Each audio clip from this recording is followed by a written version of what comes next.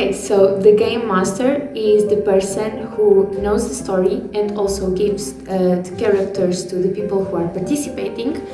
And also it is kind of involved in the game because it can guide some people to do some action and also observe what we are doing. Last year things were a bit different. We had our characters the day we were playing the game, and also the game master was not playing with us. He was just a person from outside who could give some instructions if needed. This year we were giving the characters much earlier, like around 2 weeks, and also we could prepare like ourselves, our characters, clothing, and it was made much better for us to improve our character. And also the game master, he was an independent character. He was playing the wind, so it was way more natural for us. We were more immersed. It was way more natural, and he could like also give us instructions, but in a more immersive way.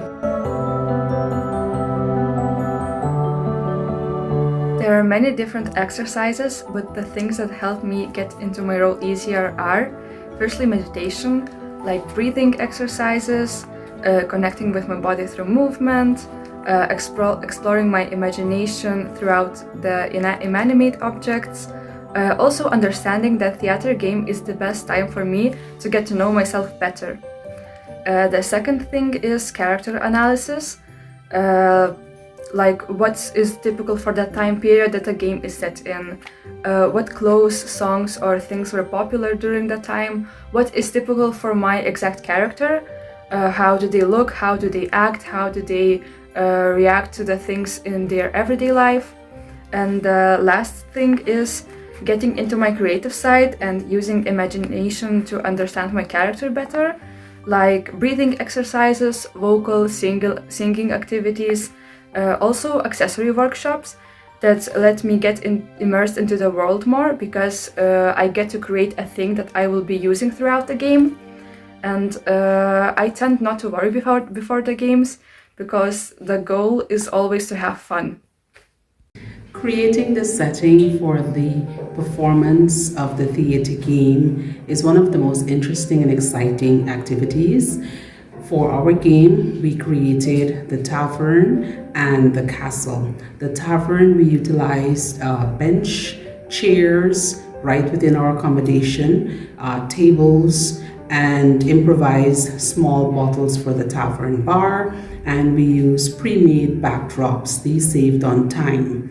The castle was a bit of a challenge constructing the backdrops. However, we used our creativity and yarn, tape, paper, cardboard, tables, chairs from within our environment, and we constructed the platform for the throne. And then we also included the dustbins as a pillar for the crown, which was a centerpiece, very striking upon entrance.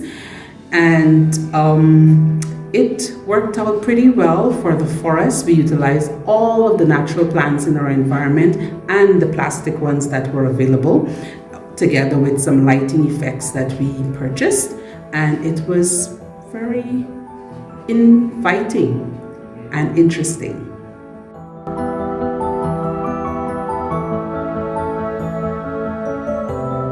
The most enjoyable part for me was creating the village, because this was the starting point of mine. It was really interesting to see, and also really heartwarming to see the teamwork as it we gradually teamed up all together, mixing our ideas and seeing as the outcome is evolving and merging from tons of ideas. It lasted around 2 hours to make the village, and we involved our creativity, and we could also use all of the tools that were available for us in that site. We also used the cafe to make papers like more vintage. So yeah, I love this part the most. And then we also could help making the village, the forest, and for the outcome, I was like amazed and mesmerized by the results because I could see how we like mixed our ideas and yeah, tips from everyone, and the creativity was like at the peak. So this was the most enjoyable